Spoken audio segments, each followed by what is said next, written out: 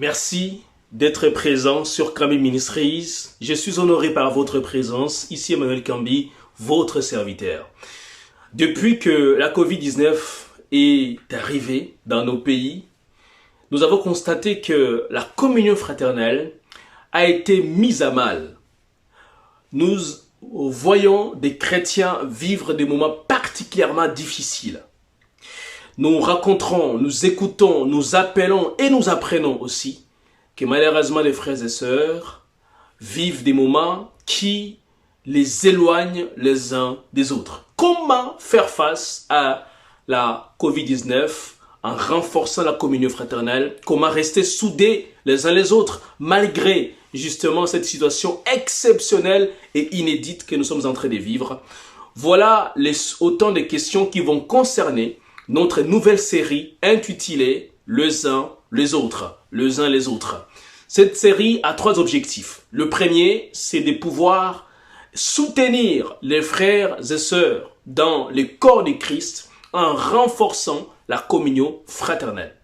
Le deuxième objectif, c'est d'éliminer toutes les frictions, tous les points de friction qui nous ont opposés les uns les autres et qui malheureusement ont jeté du blâme, de l'ombre sur le corps de Christ, sur l'Église, à cause de nos incompréhensions ou de toute autre chose qui nous a justement divisés. Troisième objectif, nous voulons permettre à l'Église de recouvrer sa force grâce à l'unité qui sera retrouvée entre les frères et sœurs. Cette série va être une réelle bénédiction pour le corps de Christ. Nous le croyons sincèrement et nous savons aussi pertinemment que le Saint-Esprit va soutenir le corps de Christ à pouvoir désormais vivre en communion fraternelle de manière assez sincère. Voilà une série qui va assurément vous passionner, n'est-ce pas? Et aujourd'hui, nous commençons par la toute première vidéo qui va concerner justement un sujet particulier parce que c'est le fondement de tout ce que nous allons voir dans cette série. Et c'est le sujet des « Aimez-vous les uns les autres ». Avez-vous du mal à aimer certaines personnes? Trouvez-vous que c'est parfois très difficile d'aimer tout le monde? Et pourtant, Dieu nous les demande, au-delà de demander, Dieu nous le commande de nous aimer les uns les autres. Jésus a tellement insisté à cet égard, que ce soit dans Jean chapitre 13 ou encore dans Jean chapitre 17, il a dit à ses disciples de s'aimer les uns les autres, car c'est à partir de cette condition que le monde saura que nous sommes réellement disciples de Jésus. L'amour entre les frères est un sujet très sensible et très difficile. Voilà pourquoi, durant cette vidéo, je vais vous proposer justement quel genre d'amour Dieu nous demande de nous aimer les uns les autres. Quelles sont les caractéristiques de cet amour-là? Et comment faire pour pouvoir nous aimer les uns les autres? Et juste à la toute fin, je vous dévoile la prochaine vidéo qui va concerner un sujet particulier. Mais avant d'aller plus loin, commençons par parler justement de cet amour dont Dieu nous demande de nous aimer les uns les autres, par lequel Dieu nous demande de nous aimer les uns les autres. L'amour dont Dieu nous demande justement d'exprimer vis-à-vis des autres, c'est l'amour de Jésus. Voilà pourquoi l'apôtre Paul, lorsqu'il écrit aux Éphésiens, dans Éphésiens chapitre 5 au verset 1 à 2, il dit que nous devons marcher à l'exemple de l'amour de Jésus. Mais justement, quelles sont les caractéristiques de l'amour de Jésus? J'en vois 4 caractéristiques qui sont clairement écrites dans Éphésiens chapitre 3, verset 18. La première caractéristique de l'amour de Jésus, c'est la largeur. La largeur de son amour. Qu'est-ce que cela signifie? Cela signifie que Jésus était du genre à privilégier l'inclusivité de tout le monde. L'amour large de Jésus, c'est l'amour inclusif. Personne n'était exclu de l'amour de Jésus. Peu importe son rang social, peu importe sa couleur de peau, peu importe son lieu de naissance, peu importe son titre académique ou encore son expérience personnelle, professionnelle, tout le monde était inclus dans l'amour de Jésus. Nous pouvons prendre quelques exemples pour illustrer ces propos. Prenons l'exemple de Nicodème, qui était un homme âgé, qui est venu voir Jésus avec ses questionnements, avec ses craintes. Jésus l'a accueilli comme il était. Les chapitres 4 de Jean nous rapportent l'histoire de la femme samaritaine. Une femme qui avait une vie complètement qui n'a pas en fait de signification, parce qu'elle vivait une vie qui ne glorifiait pas Dieu. Mais malgré son état, Jésus l'a inclus dans son amour. Jésus l'a aimé pareil. Un jeune homme qui vient voir Jésus, qui lui demande, je vais pouvoir te suivre. Jésus lui dit, vends tout ce que tu as. Puis, viens me suivre. Donne ça aux pauvres, puis reviens me suivre. Le jeune homme s'est senti tellement mal, mais la Bible dit que Jésus l'a aimé. L'amour de Jésus n'excluait personne. Tout le monde était concerné. La question que je vous pose et que je me pose, y a-t-il des personnes que vous excluez constamment de votre cercle parce que vous ne les appréciez pas tout simplement? Quels sont les motifs que vous utilisez pour exclure certaines personnes? Pourquoi les faites-vous ainsi? Y a-t-il des raisons précises? Y a-t-il de motivations cachées qui vous poussent à exclure certaines personnes? Peu importe leur personnalité, Jésus nous demande de nous aimer les uns les autres à sa manière à lui. L'amour large, la largeur de l'amour de Jésus, d'après l'expression de l'apôtre Paul. La deuxième dimension, eh bien, c'est la longueur. La longueur de l'amour de Jésus fait allusion à la persistance dans le temps de notre amour vis-à-vis des autres. En d'autres termes, nous ne devons jamais aimer les gens pour une saison, pour une période, pour un temps, pour 2 semaines. Nous devons les aimer jusqu'au retour de Jésus. C'est ça la longueur de l'amour de Jésus. La persistance de la démonstration de l'amour dans le temps. Et ça, ce n'est pas évident. Alors vous allez me demander, comment faire?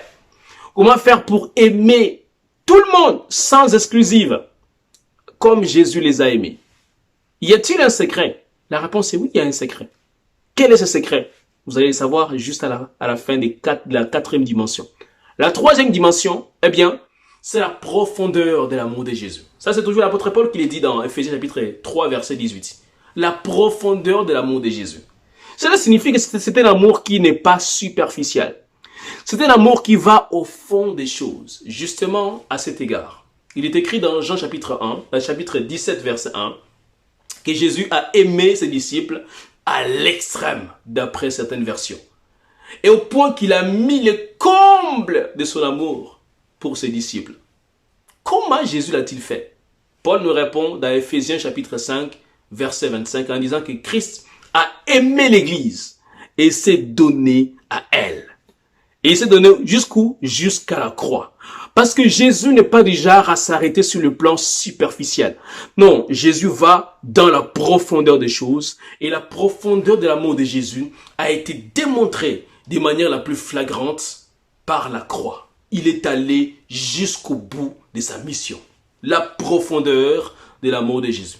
Quand vous aidez des gens, faites-vous cela seulement pour juste un aspect ou le faites-vous de manière holistique? Vous regroupez tous les aspects possibles. Récemment, j'ai été appelé par un frère qui m'a appelé parce qu'il traversait des moments particulièrement difficiles. Il m'a exprimé son besoin.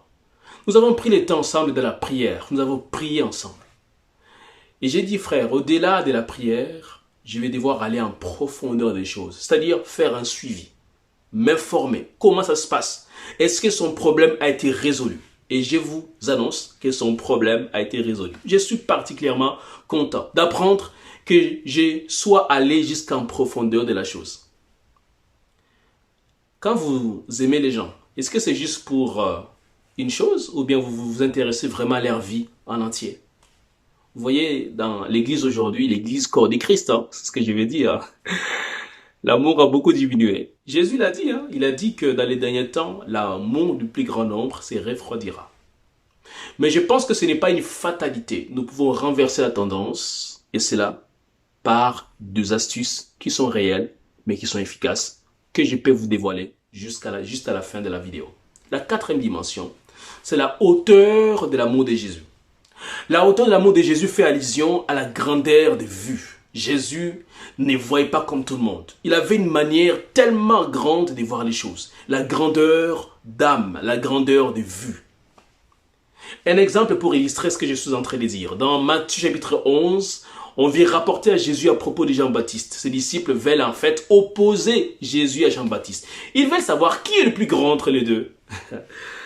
Jésus saisit au bon l'occasion et dit à ses disciples que parmi toutes les personnes qui sont nées d'une femme, parmi tous les hommes qui sont nés d'une femme, Jean-Baptiste est sans l'ombre d'un doute le plus grand. Waouh! Vous voyez comment Jésus savait élever les gens? Il savait honorer les gens, estimer les gens, peu importe leur niveau, sans égard à leur rang social ou à leur expérience, peu importe. Êtes-vous déjà à élever les gens? Êtes-vous déjà à honorer les personnes tout autour de vous? Ma prière est que vous puissiez les devenir dans le nom de Jésus. Alors la question que vous allez me poser c'est, ok, Emmanuel, tu nous as parlé de la largeur de l'amour de Jésus, qui inclut tout le monde. Tu nous as parlé de la longueur de l'amour de Jésus, qui est persistant dans la durée. Tu nous as parlé de la profondeur de l'amour de Jésus, qui va dans la profondeur des choses. Tu nous as parlé de la hauteur de l'amour de Jésus, toujours selon Ephésiens chapitre 3, verset 18. Mais quel est le secret pour aimer les gens jusqu'au bout? Pour ne pas s'arrêter en cours de route? Quel est le secret? Est-ce qu'il y a un secret qui existe? La réponse est oui. Le secret, c'est de naître de nouveau. Êtes-vous né de nouveau vraiment? La nouvelle naissance, ça n'a rien à voir avec donner la dîme, donner l'offrande, aller à l'église tous les jours. C'est des bonnes choses que je recommande fortement. Mais la nouvelle naissance n'a rien à voir avec cela. C'est une rencontre personnelle entre vous et Jésus, où vous réalisez que vous êtes pécheur, que vous méritez l'enfer, que la colère de Dieu est sur vous, et que vous décidez de reconnaître cela afin de demander pardon pour que Jésus vienne dans votre vie, lave par son Saint-Esprit, par son sang plutôt, votre vie et que vous deveniez propre vis-à-vis de Dieu. Là, vous remarquez la sainteté des Dieu et vous voyez avec vous, c'est quelque chose de bizarre. Et là, vous demandez, Seigneur, pardonne-moi. Je ne suis pas digne. Et là, un changement s'opère. Vous deveniez une nouvelle personne qui aime la prière, qui aime la Bible, qui aime la communion fraternelle, qui aime servir Jésus passionnément, qui aime tout ce qui concerne Dieu. Êtes-vous ce genre de personne? Alors, pourquoi c'est important la nouvelle naissance? C'est parce que il est écrit dans Romains chapitre 5, verset 5, que Dieu répand son amour dans nos cœurs par le Saint-Esprit. Dieu ne répandra pas l'amour qui est long, qui est large, qui est haut, qui est profond de Jésus dans votre cœur si vous n'avez jamais accepté son Fils comme Seigneur et Sauveur de votre vie. C'est aussi simple que cela. Voilà pourquoi dans le même sens, Dieu dit dans 1 Jean chapitre 4 verset 11 que si nous devons nous aimer les uns les autres, c'est parce que Dieu nous a aimés les premiers. Quelle est la preuve de l'amour de Dieu? C'est en envoyant son Fils mourir à la croix comme un brigand, afin que vous et moi, nous puissions recouvrer la liberté. Nous puissions être en paix envers nous-mêmes, mais aussi envers Dieu. Voilà ce que je voulais vous partager aujourd'hui. Pour terminer, donnez-vous 2 défis. Quels sont les gens avec qui vous avez du mal à nouer des liens, des rapports, des relations? Qui sont les gens que vous n'arrivez pas à aimer en profondeur? Qu'est-ce qui vous empêche d'aimer les gens comme ça? Dans la prochaine vidéo, je vais vous parler d'un autre sujet, à savoir, supportez-vous les uns les autres? Ça, c'est pas évident, n'est-ce pas? Est-ce que c'est possible de supporter tout le monde? Qu'est-ce que cela signifie, se supporter les uns les autres? C'est ce dont il s'agira. C'est ce dont il sera question, voulais-je dire, dans la prochaine vidéo. Que le Seigneur vous bénisse pour votre présence et à très bientôt. Je vous aime particulièrement bien et merci de nous honorer par votre présence. À très bientôt. Ciao.